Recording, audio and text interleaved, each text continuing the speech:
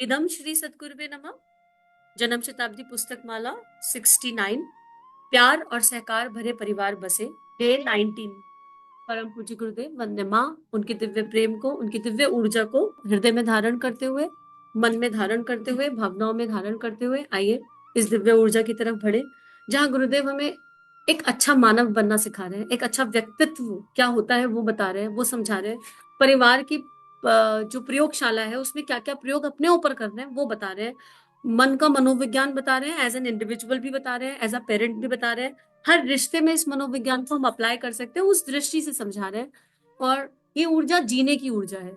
ये ऊर्जा अगर हमने कानों से सुनी है तो हमको हृदय से जीनी है। हर श्वास में ये चिंतन होना चाहिए कि गुरु जी ने क्या बताया, इस किताब में क्या लिखा है, क्या भावना है। और जिस किताब की एक हेडिंग एक ऑडियो बनवा दे, आप सोचिए उस किताब की दिव्यता क्या होगी। ये परम पूज्य गुरुदेव की प्रेम वाणी है।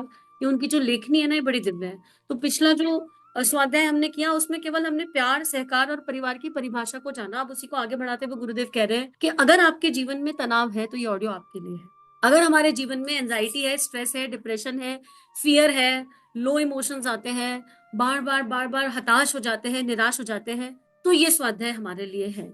तो पहले हम क्या करें, आगे सुनने से पहले वो पैरामीटर्स एनालिसिस कर लें। वो पैरामीटर्स लिखने कि हमें कब कब तनाव आता है। हमारा ये तनाव कौन से रिश्ते की वजह से है, हमारा ये तनाव हमारे ऑफिस की वजह से है, हमारा ये तनाव हमारे सराउंडिंग्स की वजह से, या हमारी मेट्स की वजह से। कई बार तो हम मेट्स के कारण तनाव में चले जाते हैं, यकीन मानो, और पूरे परिवार को तनाव दे देते हैं।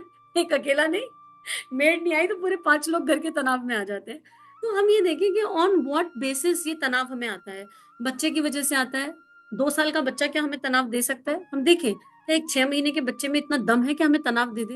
यार वो 6 महीने का जो खुद से चलना नहीं जानता वो मुझे तनाव दे देता है वो 2 फुटा, मतलब वो 2 फुट का भी नहीं है, वो तनाव दे देता है हमें। तो ये क्या तनाव, ये फिर हमारे अंदर है कि बाहर से आ रहा है? अब ये चेक कर ले। हमने तनाव की लिस्ट बनाई, अब हम ये चेक कर लें कि ये जो एंजाइटी है, जो डिप्रेशन है, यार ये बाहर से आ रहा है कि भीतर से जन्म ले रहा है? How come a 6 month old जो बोलना भी नहीं जानता वो हमको एंजाइटी, स्ट्रेस, डिप्रेशन दे देता है? कैसे?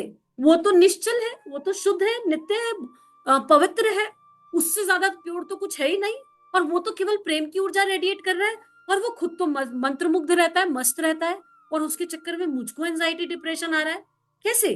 तो इसका मतलब हम कह रहे हैं कि तनाव बाहर से आ रहा है, पर शायद ये बाहर से नहीं आ रहा। हम कह रहे हैं कि गुस्सा बाहर से आता है, एंजाइटी, डिप्रेशन सब बाहर से है। इसका मतलब कहीं ये मेरे भीतर तो जन्म नहीं ले रहे, कहीं ये मेरे भीतर का ही तो नहीं है जो ज्वालामुखी के जैसे सिचुएशंस पर ट्रिगर हो जाता है। इसका मतलब ये है कि बाहर के लोग और बाहर की परिस्थितियां ट्रिगर देती हैं, दे आर जस्ट ट्रिगरिंग, और ज्वालामुखी भीतर का फटता है। जो भीतर भरा है वो बाहर निकल के आ जाता है। अब अगर देह में करुणा, प्रेम, संवेदना भरा होगा तो वही निकल कर आएगा। देह में गरम गरम कॉफी भरी है तो वही निकल कर आएगी, सामने वाले को भी जलाएगी, खुद को भी जलाएगी। देह में अंगारे भरे हैं, मन में, विचारों में, भावनाओं में अंगारे भरे हैं, तो अंगारे उगलोगे 5 इंद्रियों से, और वो अंगारे खुद को तो जला ही रहे हैं, सामने वाले को भी जलाएंगे। नाउ टाइम टू चेक कि हमारे मन में, मस्तिष्क में, विचार में, भावनाओं में भरा हुआ क्या है। जो भरा होगा वही बाहर आएगा। दूध के ग्लास से पानी नहीं निकल के आ सकता। आपके हाथ में एक कप है, एक एनालॉजी बहुत चल रही है आजकल, बहुत आपने मैसेज पढ़ा होगा। मेरे हाथ में एक कप है, उस कप में जो है वही छलक कर आएगा। पीछे से कोई आया, गलती से धक्का लग गया, तो कप में कॉफी है तो कॉफी गिरेगी, कप में पानी है तो पानी गिरेगा, चाय है तो चाय गिरेगी। और हम कह देते हैं तुमने गिरा दिया। नहीं, उसने कहाँ गिराया, जो कप में था वो गिर गया, ये होना ही था। और क्या हाथ में कप है इसको थैंक यू नहीं बोलेंगे? कितने लोगों के पास तो वो भी नहीं है। और फिर वो भरा हुआ कप है, ये भी भूल गए। गिरा सारा थोड़ा ना गिरा था, थोड़ा ही बहुत तो छलका था। जो बचा हुआ उसे कंज्यूम कर लो, जो बचा हुआ उसको तो कंज्यूम कर सकते थे। बट हमारी तो 2 घूंट कॉफी मिल गई तो हम ना कॉफी पर ध्यान है ना कप पर ध्यान है। हाथ है, कितने लोगों के पास तो हाथ ही नहीं है यार। हाथ है, पैर है, खड़े हैं, वाणी है, बोल पा रहे हैं सामने वाले को। हमने ये सारे ग्रेटिट्यूड मिस कर दिया, और हमने बोला तेरी वजह से हमारी कॉफी गिर गई, तेरी वजह से हमारी चाय गिर गई, और उस ब्लेम गेम में लड़ाई झगड़ा मचा लिया। यानी मेरे भीतर क्या था? तो टाइम टू स्ट्रांगली चेक हमारे अंदर क्या है। अब ये जो हमारे अंदर भरा हुआ है ना, ये एक दिन में नहीं भरा, यकीन कीजिए, एक दिन में नहीं भरा। अन, सबसे पहले अन्न से मन, तो सबसे पहले जिस तरह का हमने अन्न खाया बचपन में वो भरा। दूसरा पेरेंटल फोल्डर से भरा। तीसरा सोशल सोशल फोल्डर से भरा। इनमेट अपना शोल्डर शोल्डर तो था ही, अपना जो फोल्डर था वो तो था ही, उनसे भरा। तो यानी ये एक्यूमुलेट हो रहा है, जाने कब से पता ही नहीं, हमें आइडिया ही नहीं। हमें पीछे जाकर देखना पड़ेगा कब, वो कौन सा एक मोमेंट था जब हम भूल गए कि हंसना क्या होता है, लास्ट कब हंसे थे पूछना अपने आप से। एक फ्लरिश स्माइल, आयरनी, सीधा आयरनी। हमें यही याद नहीं है कि हम अकारण लास्ट हंसे कब थे। और एक बच्चे से पूछ लो 2 साल के, बेटा लास्ट कब हंसे, वो उसी समय हंस देगा, लो अभी हंस दिया मैं तो यानी द मोमेंट हमने अपने स्माइल्स छोड़ दिए, हमने हंसना खिलखिलाना छोड़ दिया बिना कारण, हमने उसी समय से भरना शुरू किया। इतना गहरा गड्ढा क्या एक दिन में ठीक हो जाएगा? अगर इस गड्ढे को भरने के लिए 20 साल लगे, ठीक करने के लिए 20 महीने देने पड़ेंगे। यकीन करिए, यकीन करिए साथियों, 20 महीने देने पड़ेंगे। और उसमें भी इस गड्ढे में पता नहीं क्या क्या है, गुस्सा है, नफरत है, मन मुटाव है, अपने लिए लो इमोशंस है, सामने वाले के लिए लो इमोशंस है, इनकम्पेटेबिलिटी है, ईर्ष्या है, I we don't have any idea क्या क्या है। एक एक इमोशन को निकालना पड़ेगा बाहर। अब राइट एनर्जी, एक एक कचरे को निकालना, और फिर निकालते रहो निकालते रहो निकालते रहो, तो कचरे का चिंतन होगा। इससे अच्छा ऐसा ना करें कि नया भर ले, और इतना भरे इतना भरे इतना भरे कि कचरा अपने आप निकल जाए। एक ग्लास को विजुलाइज करो, खाली ग्लास, फिर बहुत सारा कचरा उठाओ, मिट्टी उठाओ काली, या कॉफी उठा लो, चलो कॉफी उठा लेते हैं, तू मिट्टी का भी चिंतन करे, खराब का। कॉफी डालो और उसमें एक ग्लास पानी डाल दो। अब वो जो ग्लास में पानी है उसका रंग क्या होगा? कॉफी का कलर हो गया, ब्राउन कलर हो गया। ठीक है, अब ये ग्लास आपके हाथ में है। अब मैं आपसे कहूं कि आपको इस ग्लास के पानी को एकदम ट्रांसपेरेंट करना है, पर आप ग्लास उल्टा नहीं कर सकते, आप इसे पी भी नहीं सकते, क्योंकि ये कॉफी है, बहुत सारी डाली है, कड़वी है, पी पी कैसे पाओगे? बट आपको इसको खाली करना है। एक तरीका क्या रह जाता है, केवल मात्र एक तरीका है, उस एक नल चलाओ और ग्लास को नल के नीचे रख दो, और नल तब तक चलना चाहिए, तब तक चलना चाहिए जब तक ग्लास में से पानी साफ ना हो जाए। ग्लास में ऊपर से साफ पानी जाता रहेगा जाता रहेगा जाता रहेगा, तो एक समय आएगा कि कॉफी का पानी अपने आप बाहर बहता चला जाएगा और ग्लास नीट एंड क्लीन हो जाएगा। तो ना मुझे कॉफी का चिंतन करना पड़ा, ना गंदे पानी का चिंतन करना पड़ा, और हम साफ हो गए। तो अब देह को उल्टा लटका दिया जाए, मैं आपसे कह लूं शीर्षासन कर लो, खाली कर लो, नहीं हो पाएगा, और जो मगज में बढ़ जाएगा, जो हृदय में था वो दिमाग में चला जाएगा और हैवी हो जाएगा। पॉसिबिलिटी नहीं है ना। तो क्या करें, देह को एक ग्लास माने, और चलो इसको ब्रह्मांड से जोड़ दें। ब्रह्मांड हर समय प्रेम दे रहा है, चलो इसको देव्यता से जोड़ दें, चलो इसको श्रेष्ठतम भावनाओं से जोड़े, श्रेष्ठतम विचारों से जोड़े, चलो इसको परम पूज्य गुरुदेव से जोड़े, वंदनीय माँ से जोड़े, माँ शारदा से जोड़े, ठाकुर से जोड़े, विवेकानंद से जोड़े, भगनी निवेदिता से जोड़े, भगत सिंह से जोड़े, झांसी की रानी से जोड़े, अखंड भारत से जोड़े, तिरंगे से जोड़े। जुड़ने के लिए तो बहुत कुछ है। हम सोचे हमें किससे जुड़ना है, पर किसी दिव्यता से जुड़ना है, किसी हाईएस्ट एनर्जी से जुड़ना है। एंटीना है ये शिखा जो है ना, ये एंटीना है। इस शिखा का ध्यान करो, यहाँ पर एक होल है, वो शिखा इसलिए रखा जाता है। और अब सोच लो कि ब्रह्मांड से, पंच तत्वों से आ रहा है प्यार, और इस शिखा रूपी एंटीने से भरकर पूरे बॉडी में भरता जा रहा है। रोज 15 मिनट ये अभ्यास करो, लगाओ गायत्री मंत्र, लगाओ राधा नाम, लगाओ राम नाम, लगाओ महामृत्युंजय, जो मंत्र चेतना को पसंद है, गुरु सानिध्य में लगाना। गुरु सानिध्य, गुरु मैंडेटरी है, गुरु मैंडेटरी है, गुरु के बिना नहीं हो पाएगा। भगवान कृष्ण भी जगत गुरु हैं। अगर आप कहते हो नहीं हमको गुरु समझ नहीं आ रहा है, अरे भगवान कृष्ण को पूज रहे हो, जगत गुरु हैं। नहीं हमको तो भगवान शिव समझ में आ रहे हैं, तो वो आदि गुरु हैं। गुरु शब्द उनसे भी जुड़ा हुआ है, गुरु के बिना संभव नहीं है। दीक्षा नहीं ली तो दीक्षा लीजिए, the first step, admission, admission लीजिए। उसके बाद let's fill ourselves with all the positivity of the universe, क्योंकि इस यूनिवर्स में पॉजिटिविटी के सिवा कुछ है ही नहीं। और जब वो बढ़ता जाएगा, याद रखना 20 साल का कचरा है तो 20 महीने लगेंगे। 20 दिन में रिजल्ट की आशा अपेक्षा करना भूल होगी, पर आशा अपेक्षा नहीं करोगे तब भी रिजल्ट तो आएगा। 20 दिन में ही ना ऐसा लगेगा, एक शांति सी फील होती है। बस रोज एक ध्यान उठा लो, चैनल पर 50 ध्यान है, 50 कम से कम। आप एक गायत्री मंत्र करो, गुरु का स्मरण करो, रैंडम करो, आपको आपके मतलब का ध्यान मिल जाएगा। येलो लाइट मेडिटेशन करके एक मेडिटेशन मिलेगा, 3 महीने कर लिया अगर, यू विल फील ब्लिस। चलो मैडम येलो लाइट तो दीदी ना हो पाएगा, 25-30 मिनट का है, कहां से लाए समय? चलो बड़ी प्रॉब्लम है, समय कहां से लाए? भावना मंत्र है, 10 मिनट का है, कर लो 3 महीने सुबह शाम। आप यकीन करो बदलाव आएगा। रोज क्या करना है, 15 मिनट जप, कैसे? ध्यान करके जब ऐसे नहीं माला घुमा ली, ओम भूर्भुवस्सुः धीमे दियो न प्रचोदयात्, रखो अपने पास ऐसी माला नहीं चाहिए। क्लोज योर आईज, सिट, उपासना की ऊर्जा से बैठो, प्रेम से बैठो, भगवान से कहो आ गए आपके पास, आपसे ही जन्मे थे, आपके पास आ गए। उन्हें फील करो। फील, उपासना का मतलब होता है ईश्वर को फील करना, उन्हें महसूस करना, उन्हें अनुभव करना। जिस भी एनर्जी को मानते हो, राम को मानते हो तो राम के गुण, सीता जी को मानते हो तो सीता जी के गुण, राधा जी को मानते हो तो राधा जी के गुण, आप निराकार को मानते हो तो निराकार, आप ईश्वर को मानते हो तो ईश्वर, अल्लाह को मानते हो तो अल्लाह। वो निराकार को जो मानते हो, जैसा मानते हो, उनके साथ बैठो, बोलो अब अपना हाथ मेरे सिर पर रख दो। जीवन का बहुत सारा समय व्यर्थ हो गया, लेकिन अब समझ में आया कि मुस्कुराना ही भूल गए थे। तो हे ईश्वर, हे परमात्मा, आपके सानिध्य में मैं हंसना, मुस्कुराना, खिलखिलाना सीखना चाहती हूँ, सीखना चाहता हूँ। आप ये कहो और भाव करो कि आपके इष्ट ने आपके सिर पर हाथ रखा और अपने हृदय में खुद को मुस्कुराता हुआ देखो। देखो 2 साल की उम्र, देखो 6 महीने, देखो 8 महीने, देखो 9 महीने, और बस देखो मुस्कुरा रहे हो। और फिर उसी समय से मंत्र शुरू करो। अब आप देखो, आप हो गए 6 महीने के, आप हो गए 2 साल के, जो भी आपको लास्ट स्माइल याद आए उस एज में जाकर, और यहाँ इस ऊर्जा से मंत्र करो, क्योंकि कचरा तो उसी के बाद भरा था ना। अब चैंटिंग करो, पूरे दिल से करो, सिद्ध आवाज कान में लगा लो, चाहे तो गुरुदेव की लगाओ, चाहे तो माता जी की लगाओ, सहज।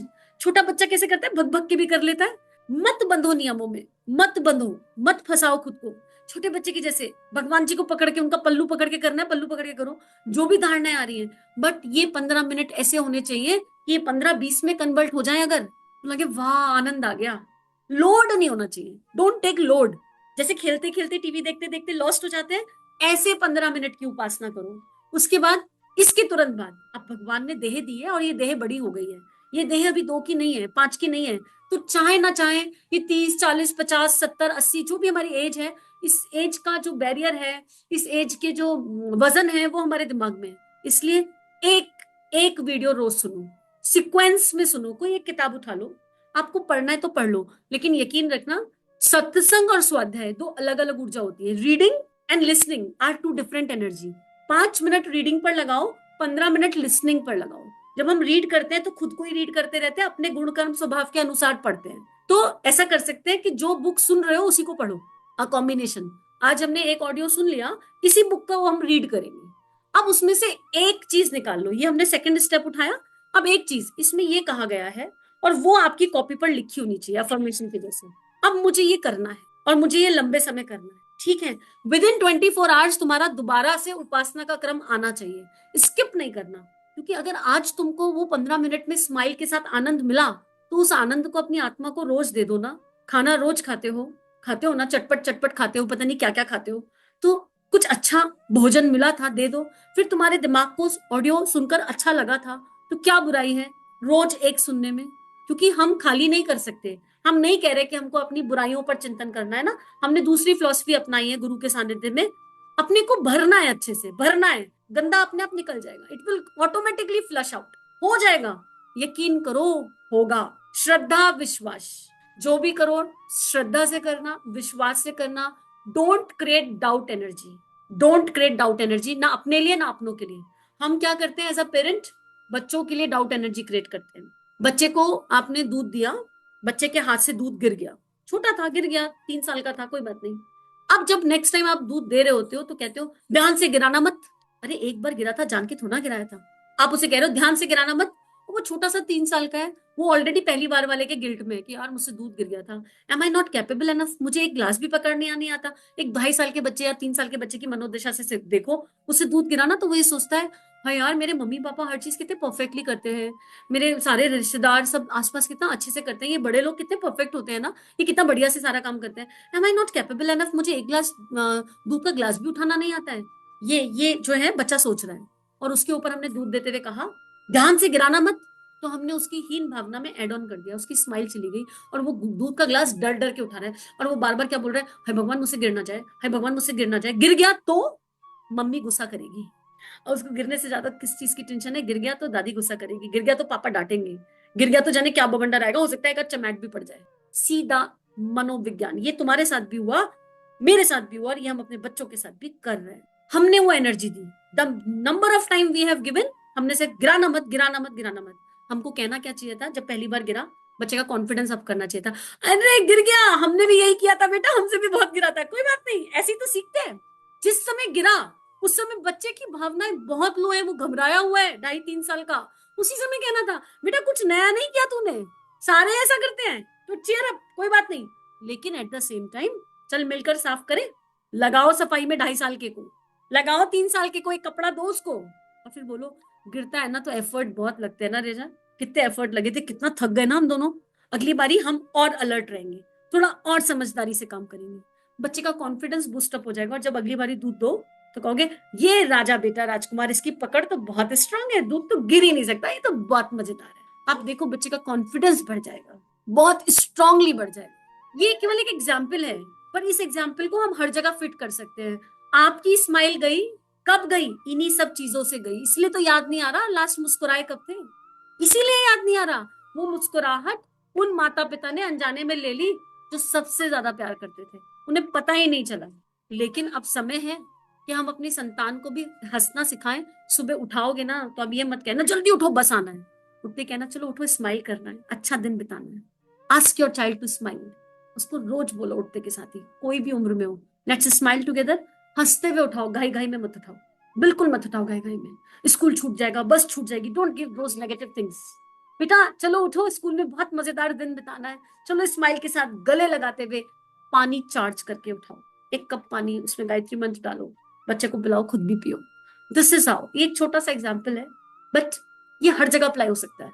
हर जगह खुद को देखा करो, हम बच्चे थे तो कहाँ थे, और जब आज याद आ जाए ना कि लास्ट कब हंसे थे, उसी एज में चले जाना, और फिर देखोगे जीवन तनाव मुक्त हो जाएगा। एक हेडिंग से गुरुदेव ने इतना मैनिफेस्ट कराया है, आप सोचो इसमें अंदर क्या लिखा हो। तो आज के लिए इतना ही स्वाध्याय। समूह की इस दिव्य शक्ति को अनंत प्रणाम, और उस गुरु को तो क्या ही कहूं, बस एक ही बात याद आती है, धन्य है जिंदगी ये हमारी, नाथ पाकर सहारा तुम्हारा। हे प्रभु हम समर्पित खड़े हैं, शेष जीवन है सारा तुम्हारा। इदम श्री सद्गुरुवे नमः, इदम श्री सद्गुरुवे नमः, इदम श्री सद्गुरुवे नमः। सभी को आभार। चलिए मिलकर जीवन को खूबसूरत बनाते हैं। अगर हमारे वीडियो आपके जीवन को परिवर्तित कर रहे हैं तो चैनल को सब्सक्राइब कीजिए, वीडियोस को लाइक कीजिए और वीडियोस को जन जन तक पहुंचा दीजिए। चलिए समाज में कुछ अच्छा बांटे। जय हिंद, जय भारत।